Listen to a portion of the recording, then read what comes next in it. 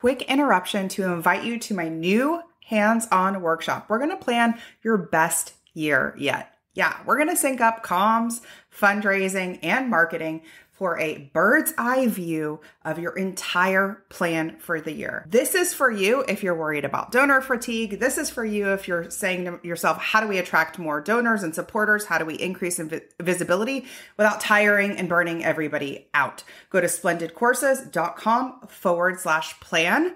Spots are limited because we have an intimate group coming in this hands-on workshop. You're going to leave with my template completely filled out and ready to rock. Welcome to the Purpose and Profit Club podcast for nonprofit leaders, mission-driven creatives, and social entrepreneurs. Get ready to stop dreaming and start doing. Here, ideas become action. We prioritize purpose and profit. You ready? Let's go. Well, hi, Changemakers. First off, I just want to say hello and welcome. And it's been such an amazing week for a couple of reasons. So I'm going to start with a little celebration, which if you listen to the last few episodes, I've been talking about my profit and impact flywheel method. And one step of the method is celebration. So I want to celebrate. So I just got through a really epic, really amazing launch for my group coaching program of the same name as this podcast, the Purpose and Profit Club. And one of the things that I did in the launch was open up my calendar in a way that I really never have before. So I opened up my calendar to book 20-minute quick calls with me if anyone was on the fence about joining or had more questions or just maybe was struggling with some resistance from leadership.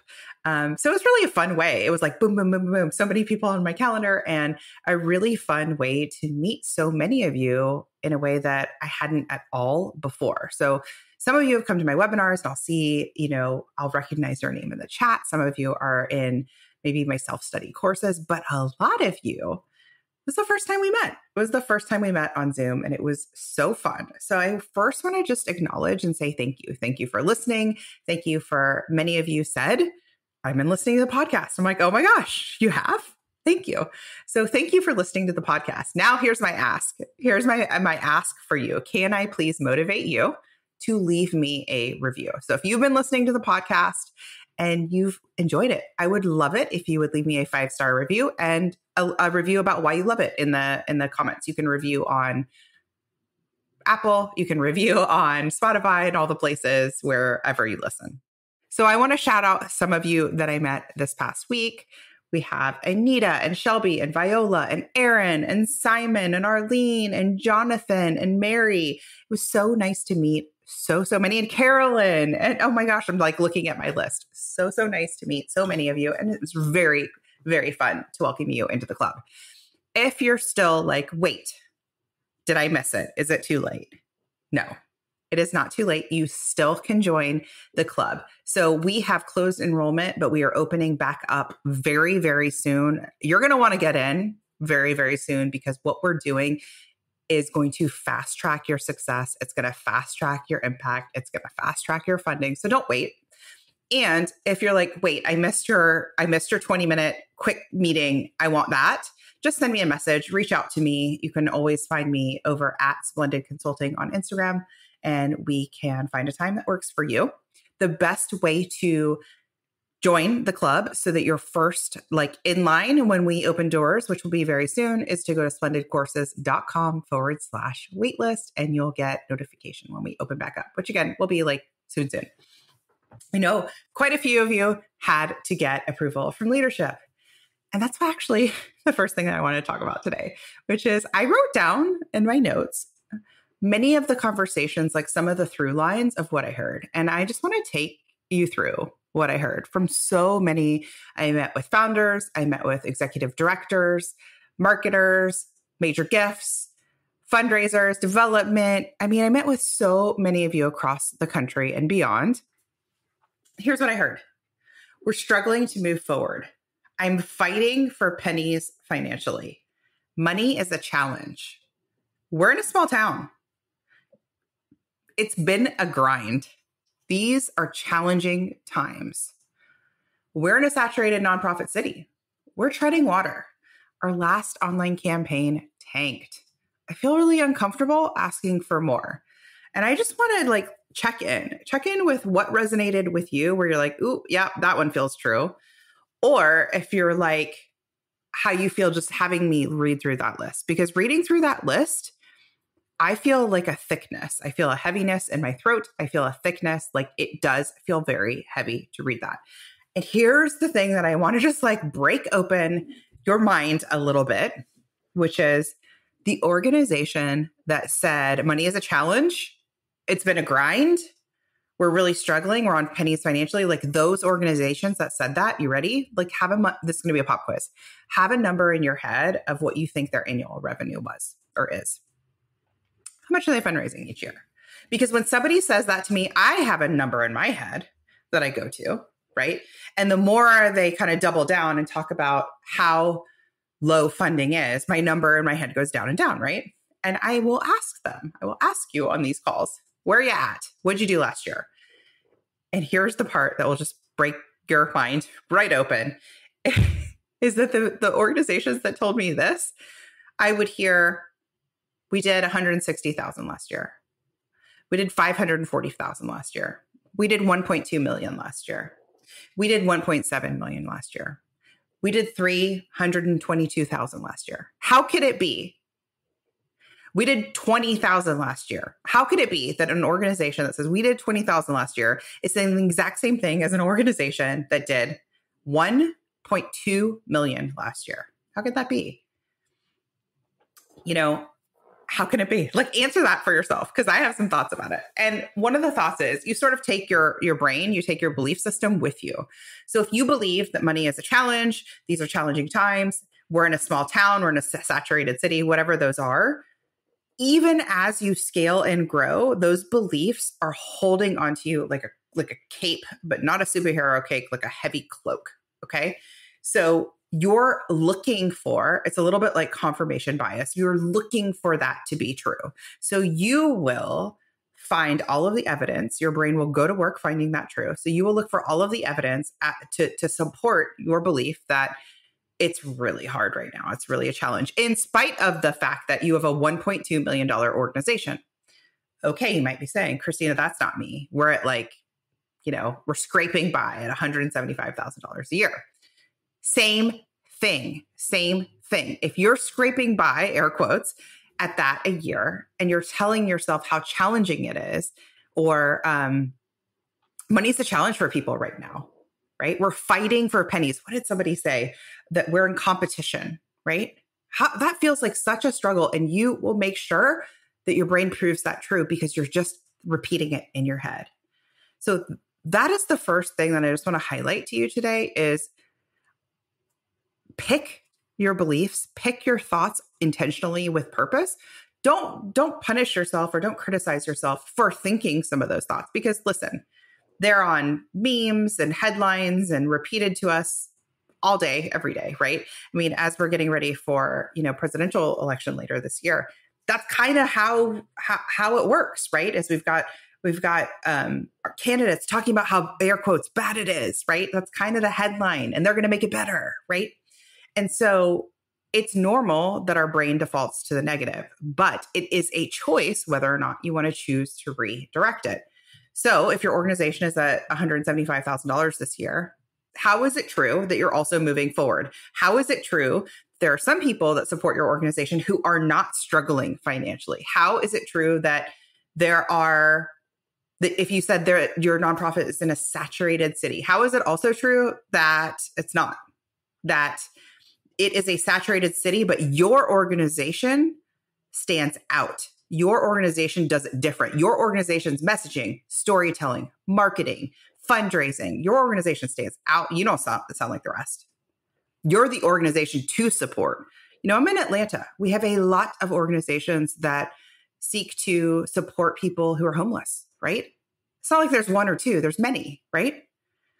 That doesn't mean that it's not valuable. That doesn't mean that the 17th organization that does it is like, well, never mind. There's nothing for us here. No, that's an opportunity and an invitation to say, how are we going to stand out and underscore and underline and step into the spotlight and say what we do differently? And then on the flip side, if you're an organization where you're like, no one really knows what we do, maybe we serve a small population. Maybe you are in some sort of like healthcare, right? And I'm thinking about like rare diseases because it was Rare Disease Day recently. And it was actually really enlightening and what is the word? I was glad to see so many people share that there was an image for Rare Disease Day. And it was enlightening in the way that I knew the people around me who have experienced a very rare form of cancer sharing it. I saw people who have experienced all sorts of different diagnoses and disease share. And it was like, wow, there's so many out there. Like what a collective, like coming together to lift this up. Okay. So if that's you and you're actually like, we don't serve a saturated population, we actually serve like an undersaturated population. So therefore people don't know about us. Okay, true. And what's the benefit to that? Like make your brain find 5 benefits to that. Because I'll tell you, the organization that is the 17th organization in a community that serves the homeless population would tell you at least one, which is, wow, you're the only one. You're the person to call. You're the person to call. You're the expert already. Think of 4 others. So you really want to think about how you're thinking internally and what you're choosing to externally say to people, like in conversation. If you're on my email list, you heard me, maybe you read me using the concept of taking the leap, and that all of the investments I've made in my life, all of the big wins in my life have been on the other side of taking a leap. Every single one. And I listed a bunch, but it's like, think about it. Like do a mental list of the leaps you've taken in your own life, or rather do a list of the successes you've had, the wins you've had, the milestones even. So like milestones, I think of like getting married, having children, buying my first house, maybe buying your first car, going on a trip overseas for the first time, learning a new language, all of those pieces, taking an art class for the first time, right? Just anything that like was an expansive experience that you're glad that you did. Did any of those feel like right and comfortable and like, oh yeah, this is for me? Because I know none of those that I just listed did. None of them. Every time I speak Spanish, every single time I utter a word out loud to somebody who is fluent in Spanish, I feel like it's the first time. I feel very, very insecure, even though I can speak it. I feel very much like, yeah, this feels like 2 left feet, but I'm going to try it anyway. It's work worth doing. I want to. And on the other side of trying to get out of the struggle of moving forward, the struggle of getting your organization, your cause visible, the struggle of feeling like your revenue is just treading water, right, is a leap. And so this weird in between that I heard from a lot of you this past week was basically we're struggling, and that means that we can't change. Because we're struggling, we can't make a change. We can't invest in something because we can't, right? So it's like you're stuck in the car, your car's on and it's stuck in park, and you're not going in reverse out of the driveway because you're like, I don't know. Who could say, right? And it's like there's this frozenness to it. It's a freeze, right? It's also a fear around, if we take the leap, if we back out of the driveway, if we make this investment, what if it doesn't pay off, right? What if it doesn't pay off? And to that, I would say everything is a leap. It's a leap staying in the driveway. Think about it. Staying in the driveway is in itself a risk, because what you're saying to me is we are doing nothing different this year. We're going to replicate our entire strategy as it was last year that our board's very comfortable and cozy with. And we are going to pray and hope for different results. Well, maybe we'll add in a few other like little last minute rushed touches. But other than that, we're just going to pay for different results. And I think the place where a lot of people trick themselves is they say, no. I'm not doing the exact same thing I did last year. Of course not. Of course I'm, getting out of the driveway. Of course I'm trying something different. But what that version is this it's like these little tiny destinations.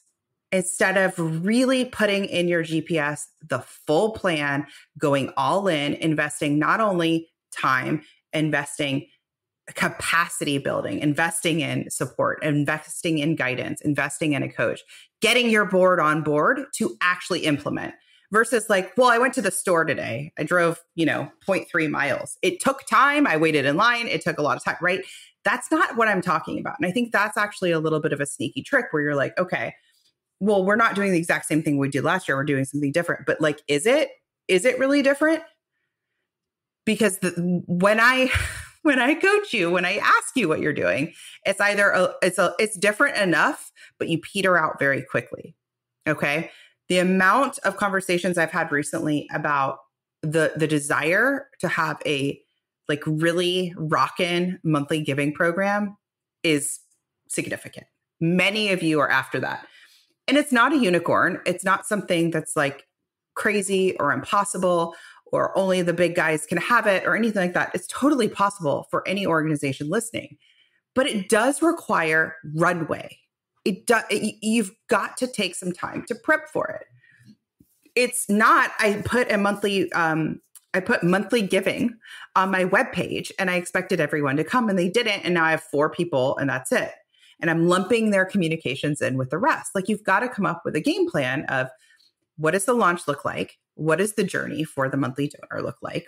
Who is my ideal monthly donor, right?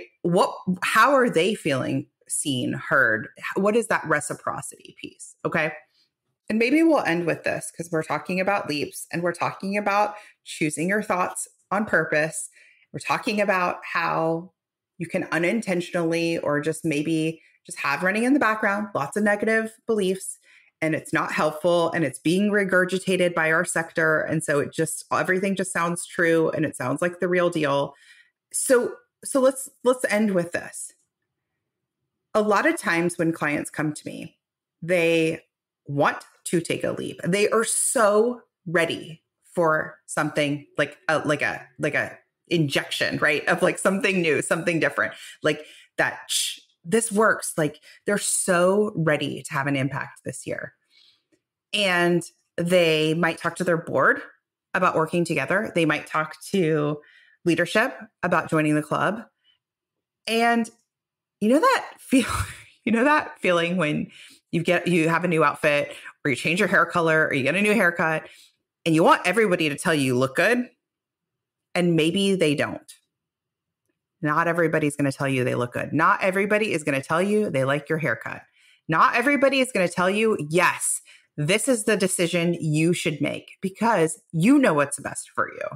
Now, I understand some of you have to get leadership on board, but I hope you understand the essence of what I'm saying.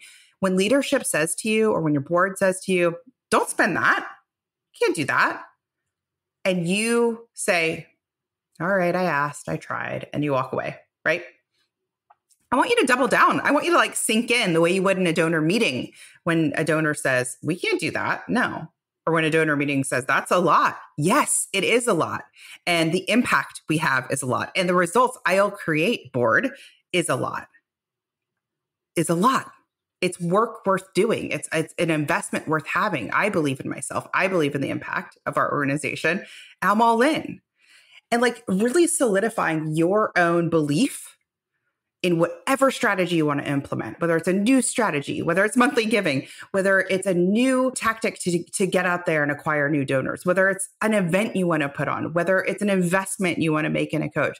When you say to somebody, hey, what do you think? And they don't immediately mirror back, you should do it. Like you're like a really supportive best friend would. We love our best friends. But when they don't mirror that back to you, you have to be the one that says, I'm doing this. Here's the results I'm going to create. It's going to feel expansive. It's going to feel a little nervous, a little wobbly, and we go. And let's go. I hope you get that nuance. Like I hope that kind of sinks in with you because that's how it's been for me. That's how it's been for my clients is I don't think you ever make a huge leap and you experience a huge influx of revenue growth, a huge influx of impact, and have it feel cozy, comfortable, and have a dozen board members, best friends, coworkers tell you, of course you're making the right decision. Of course you are. I think that's why I don't ask a lot of people for opinions. I definitely don't in my business. I make my decisions, right? I do rely sometimes on a trusted colleague. I sometimes will go to my coach, but even my coach is going to help me figure out what I think versus me following the leader and what they think. Let that noodle around for you. I feel like it was kind of a lot of inner work this episode. And just maybe decide like what's one belief I want to shed and what's one belief I want to take instead. It could be that these are challenging times. That's going to be a big one. That's going to be echoed through the news again and again and again this year. And also like in every year, despite unemployment going down, somehow there's a way to say, well, what's those challenging times, right? Despite data, you can rework data as best as you can to get people to click the article. So what's a belief you want to believe instead of these are challenging times? How about I'm up for the challenge? How about that? I'm up for the challenge. Challenges are fun, right? Challenges are fun. And this isn't a challenging time for everybody. Not everybody is struggling. There are lots of wealthy people who want to help us. There are a lot of volunteers who want to help us. There are a lot of people who have a mid-level capacity who want to help us. Lots of people who can help us without giving us money. Hello, influencers.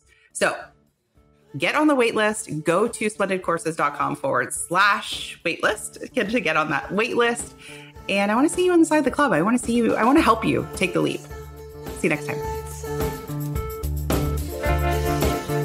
Hey, high achiever. I know your sights are set on ambitious, world-changing goals.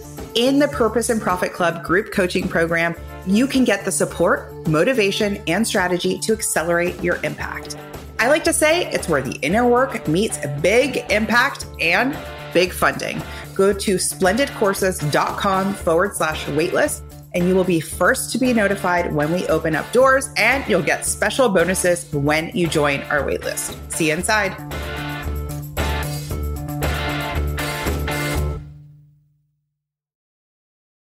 Think you've reached out to everyone in your network? Are you out of ideas to get noticed and get funded? I hear you. That's why I'm giving you a chance to steal my prospect list. Yes, you can generate leads for your nonprofit or impact-driven business. Grab my mini training and list delivered to your inbox instantly. Go to splendidcourses.com/prospect.